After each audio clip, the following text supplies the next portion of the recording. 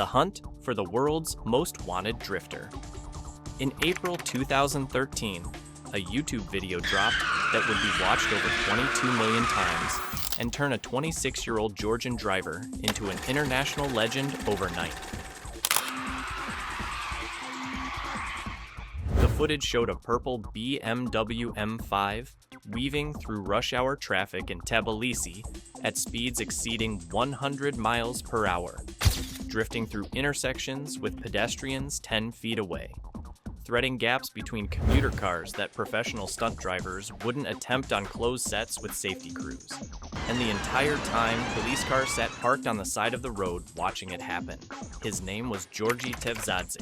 And here's the question that dominated every comment section and automotive forum for weeks after that video went viral. How is someone posting professional quality footage of crimes committed in broad daylight still not in jail? The answer reveals something about post-Soviet law enforcement that made Georgia the perfect place for illegal street racing. And what happened 2 months later proved that sometimes the most dangerous thing about being a legend isn't the driving. It's believing your own mythology. Georgi wasn't some reckless kid with a death wish. Born in 1987 in Tbilisi, he'd been behind the wheel since age 13. By his mid-20s, he'd become the undisputed center of Georgia's illegal street drifting scene with over 13 years of driving experience. But experience alone doesn't create viral videos with tens of millions of views. What separated Georgi from every other street racer filming themselves was surgical precision. Every gap between cars was threaded with calculation. Every drift was controlled. Every lane change was planned 3 moves ahead. Professional racers train for years on closed circuits and still crash. Georgi was doing this in active traffic with families in minivans and trucks changing lanes, with every variable completely outside his control except one: his skill. The car itself revealed serious commitment. BMW M5 E34 in dark purple. The E34 M5 came from the factory with a 3.6-liter inline-6, producing 310 horsepower. But Georgi's wasn't stopped. These used German imports flooded into Georgia during the 1990s and 2000s after the Soviet Union collapsed. For Georgians who'd spent their lives driving Soviet-made cars that struggled to hit 60 miles per hour, getting behind the wheel of a BMW wasn't just an upgrade. It was stepping into a different reality. And for young men who'd grown up surrounded by instability, driving these cars recklessly became a form of rebellion against a system that had failed them. But Georgi took it further. His M5 was modified for drift-specific performance. Suspension work, limited slip differential, power modifications pushing well over 350 horsepower. This wasn't a weekend project. This was a purpose-built machine for threading through traffic at speeds that left zero margin for error. But here's what most people missed about Georgi's operation. This wasn't just illegal street racing filmed on a phone and uploaded within hours. This was a calculated media business that treated every run like a professional production. They called their YouTube channel Need for Drive, borrowing the name and style from the Need for Speed video game franchise. And the production quality separated them from every other street racing channel on the platform. Professional cinematography, multiple camera angles, carefully selected soundtracks, editing that would make film students jealous. Georgi and his team weren't documenting street racing. They were building a brand, and for a while, it looked like it was going to work. The business model was smarter than anyone gave them credit for. YouTube monetization in 2013 was exploding. Automotive content was getting massive view counts, and Eastern Europe had developed its own version of Fast and Furious culture through movies like Taxi, The Transporter, and German shows like Alarm for Cobra 11 that had been dubbed into Russian and Georgian. These weren't just action movies. They were instruction manuals for a generation of drivers who saw high-speed chases through traffic as the ultimate form of self-expression. Georgie saw the opportunity before anyone else in Georgia. Film professional quality content showing real skills in real traffic. Build an audience. Monetize through YouTube ad revenue and potentially sponsorships. Then transition to legitimate business. Extreme driving schools, stunt driving for films, professional motorsport. The blueprint was clear, and the April 2013 video was supposed to be the launch point. If you want to see how Georgie's viral success turned into a 2-month countdown, and why the hunt for him was already over before it even started, hit that like button and subscribe, because what happened next proves that going viral in the wrong country at the wrong time can be a death sentence. The viral explosion was immediate. Within weeks, the April video had millions of views. Comment sections filled with people from Russia, Europe, and the United States trying to figure out who this guy was and how he was still alive. Motorcycle forums and car culture websites dissected every frame looking for clues about the Georgian street racing scene. International media picked up the story, and Georgie was ready to capitalize. In an interview with Reuters published just weeks after the video dropped, he made his intentions clear. He wasn't trying to scare anyone. He wanted to attract attention from Hollywood. He wanted to open an extreme driving school in Georgia, where he could teach people how to handle dangerous situations safely and legally. He wanted to turn everything he'd built underground into a legitimate business that could generate real money. But here's where Georgie's story diverges from Ghostwriter's decade-long operation in Sweden. Ghostwriter had a legal loophole protecting him. Swedish law in the 2000s required physical stops during violations for prosecution. Video evidence alone wasn't enough. That single legal mechanism explained why Ghostwriter could sell DVDs showing crimes and never face charges. Georgie had no such protection. Georgian traffic enforcement in 2013 was dramatically different from the chaos of the 1990s and early 2000s. Police were better funded, corruption had been reduced under government reforms, and international attention was forcing the country to take traffic safety seriously if it wanted to be seen as a legitimate European nation instead of a lawless post-Soviet backwater. The only thing protecting Georgie was inconsistent enforcement and the fact that traffic violations were mostly handled with fines, no point system, no automatic license suspensions for repeat offenders. You paid the fine when caught and moved on. But viral fame changed the equation.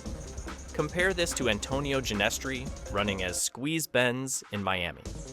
He posted everything on social media for 8 months before federal prosecutors charged him with interstate transportation of stolen vehicles based on his own uploads. 5 years in federal prison. The difference wasn't the violations, it was jurisdiction and legal framework. Squeeze Benz got federal charges that didn't require catching him in the act. Georgie was operating under Georgian traffic law that required actual stops but had no legal loophole preventing prosecution based on video evidence. He was protected only by enforcement that hadn't caught up yet, and viral success accelerated that timeline dramatically. When the Reuters reporter asked Georgie about legal trouble, his answer revealed exactly how he was thinking. He admitted police fined him regularly, but he claimed he still legally had his driver's license and that the videos were shot, quote, quite a long time ago, so he didn't see them as a legal problem. That was the same logic Ghostwriter used. Film everything. Release it after enough time passes. Stay ahead of the system long enough to transition to legitimate business. But Georgie wasn't operating in Sweden with clear legal protections. He was operating in Georgia, where enforcement was improving rapidly and viral fame was making him impossible to ignore. Sources from the time confirm police were stopping Georgie constantly. His purple M5 was too recognizable. His face was too famous. Every time he got behind the wheel, there was a chance he'd get pulled over just because police knew who he was and what he represented. The fines were piling up, and according to reports that surfaced after his death, Georgie's driver's license had been confiscated by authorities for dangerous driving while making his videos. The exact timeline is unclear and contradicts his April Reuters interview, but what's certain is that legal pressure was increasing fast. The viral success that was supposed to launch his legitimate career was actually making it impossible for him to keep doing what made him famous. Think about that position: 22 million views, international media attention, talks about Hollywood deals. But every time he drove, he risked arrest. The window was closing, and Georgie had maybe 2 months between viral success and finding out how that hunt would end. Here's what separated Georgie's situation from Ghostwriter's perfect exit. Ghostwriter saw technology advancing and enforcement improving, digital forensics getting better, social media changing how viral content worked. He announced retirement in 2007 and gradually wound down operations before Swedish law changed in 2013. Strategic exit before the window closed. Georgie had no such clarity. Georgian enforcement was murky. Rules were inconsistent. And viral fame happened so fast that the transition plan from illegal racing to legitimate business didn't have time to develop. He was trapped between the underground scene that built him and the legitimate future he was planning, and neither could exist while the other did. The hunt for Georgie was never going to be a high-speed chase through Tbilisi with helicopters and spike strips. It was paperwork, court dates, escalating fines, a confiscated license that might or might not have been real depending on which source you believe, a legal system that was slow and inconsistent, but was finally paying attention to the guy making Georgia look lawless on the international stage. But that hunt never reached its conclusion, because on June 22, 2013, at approximately 3 a.m., Georgie was sitting in the passenger seat of his black BMW M5 on a winding road near Batumi, Georgia. His friend was driving. They were coming down a section of road they'd probably driven hundreds of times before. According to witnesses, they were maybe 40 meters from their destination when the car skidded, lost control, and slammed into a tree at full speed. The passenger side took the main impact. Georgie died instantly. His friend survived. There was no alcohol involved, according to Eric Davidovich, a well-known Moscow street racer who witnessed the aftermath. It was just a skid that went wrong at the worst possible moment. 26 years old, recently married, 13 years of driving experience, viral success, and plans for an extreme driving school. Talks about Hollywood deals. All of it ended on a road in Batumi while he wasn't even behind the wheel. The irony devastated everyone who'd followed his career. Georgie had survived years of threading through traffic at over 100 miles per hour. He'd survived drifting on icy mountain roads in conditions that would kill professional drivers. He'd survived every single high-risk maneuver captured on camera and watched by millions. And then he died as a passenger in a routine crash on a road he knew by heart. Public reaction split immediately. Some said it was inevitable. That reckless driving always catches up eventually.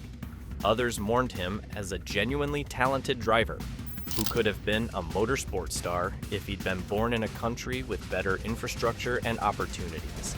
But here's what nobody could argue. Georgie died before the hunt could finish, before court proceedings could play out, before police could build a case strong enough to put him in jail permanently, before the viral fame could either destroy him or launch the legitimate career he was planning. We'll never know if Georgian authorities would have made an example of him like federal prosecutors did with Squeeze Benz. We'll never know if he could have successfully transitioned to legitimate content like his friends did after his death, because his friends proved the model worked. Eric Davidovich became one of the biggest car YouTubers in Russia, with over 4 million subscribers. The production team behind the documentary rebuilt careers in automotive media. They did everything Georgie was planning to do. They turned illegal Georgian street racing into a legitimate media brand, generating millions of dollars. They just lived long enough to see it happen, and that's the tragedy. Not that Georgie died doing what he loved. He died as a passenger on a routine drive. Not that he went out in a blaze of glory. He died 2 months after viral success gave him everything he'd worked for and before he could figure out how to keep it.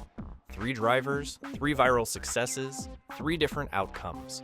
Ghostwriter studied Swedish law before breaking it. Operated for 10 years. Retired strategically before technology closed his window. Never faced charges. Lives openly in Sweden. Guinness World Record still stands. Antonio Ginestri, as Squeeze Benz, ignored all legal frameworks. Posted everything on social media. Lasted 8 months. Federal prosecutors used his own uploads against him. 5 years in federal prison. Georgi Tevzadze understood Georgian enforcement was weak but improving. Built a professional media operation. Lasted years, underground, then went viral. Planned transition to legitimate business. But viral fame accelerated the timeline, and he died before the hunt could reach its conclusion. We'll never know if he'd have ended up like Ghostwriter or Squeeze Benz. The only certainty is that going viral in a country with murky enforcement and no legal protections is playing Russian roulette with a loaded chamber. The difference between legend and cautionary tale isn't courage or skill.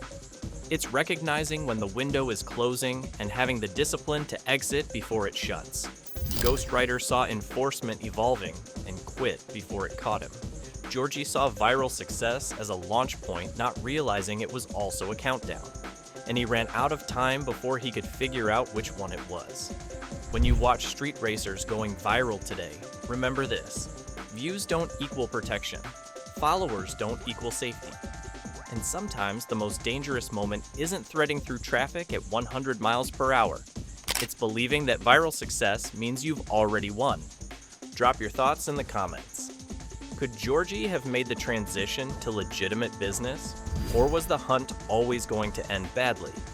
Hit that like button if this showed you why timing matters more than talent. And subscribe, because we're bringing you more stories about people who found success in dangerous places and learned too late that success doesn't mean survival.